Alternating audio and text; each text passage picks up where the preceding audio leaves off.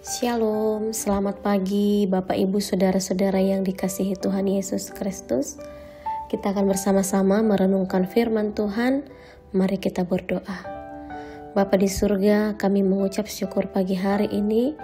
Tuhan memberikan kami waktu dan kesempatan untuk menikmati hari ini. Sebelum kami melanjutkan aktivitas kami akan merenungkan firman-Mu. Berikan kami pengertian akan firman Tuhan. Dalam nama Tuhan Yesus Kristus kami berdoa. Amin. Saudara-saudara yang terkasih, firman Tuhan yang akan kita renungkan hari ini dari Ester pasal 7 ayat 5-7. Kita merenungkan firman Tuhan dengan judul Terjerat Keangkuhan. Demikian firman Tuhan. Maka bertanyalah Raja Ahasiweros kepada Ester, sang ratu, siapakah orang itu dan di manakah dia yang hatinya mengandung niat akan berbuat demikian? Lalu jawab Ester, penganiaya dan musuh itu ialah Haman orang jahat ini. Maka Haman pun sangat ketakutan di hadapan raja dan ratu. Lalu bangkitlah raja dengan panas hatinya daripada minum anggur dan keluar ke taman istana. Kan tetapi Haman masih tinggal untuk memohon nyawanya kepada Ester sang ratu, karena ia melihat bahwa telah putus niat raja untuk mendatangkan celaka kepadanya. Saudara-saudara yang dikasihi Tuhan, angkuh memiliki banyak padanan kata seperti sombong, congkak, pongah, takabur, dan lain-lain.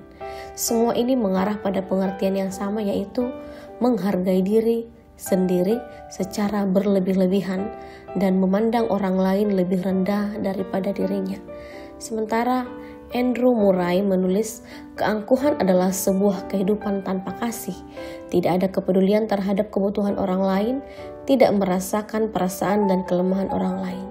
Perkataan yang penuh penilaian dan ucapan yang tajam, nampaknya selalu tergesa-gesa dan tidak sabar untuk menunggu, yang dimanifestasikan dalam bentuk kemarahan dan kejengkelan, kepahitan, keterasingan, semuanya itu berakal dalam keangkuhan.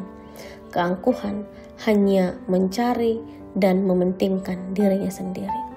Saudara yang diberkati Tuhan, Haman terlihat angkuh ketika Mordekai tidak bersedia menyembahnya.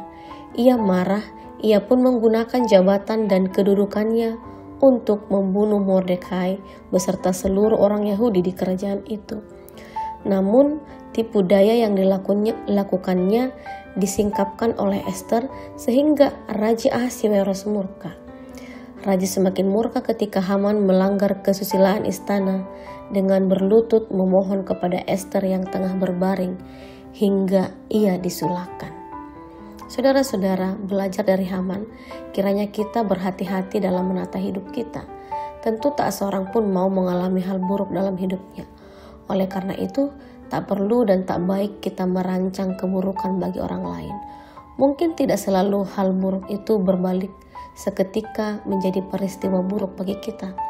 Namun demikian, tetap saja memendam kebencian dan dendam kepada orang yang tidak kita sukai hanya akan menggerogoti jiwa kita. Namun, hidup kita menjadi tidak tenang. Pikiran kita dipenuhi dengan rencana buruk terhadap orang itu. Hal-hal baik pun tidak membuat kita merasa puas selama orang itu masih menjalani hidup dengan tenang dan bahagia. Akibatnya sama saja, hidup kita tidak akan pernah tenang. Keangkuhan itu menjerumuskan manusia ke dalam kebinasaan.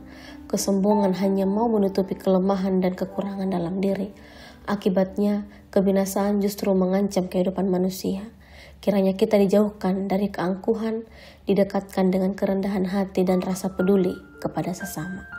Saudara-saudara yang dikasihi Tuhan, sebagai orang percaya, kita diundang untuk mengasihi sesama manusia seperti diri sendiri.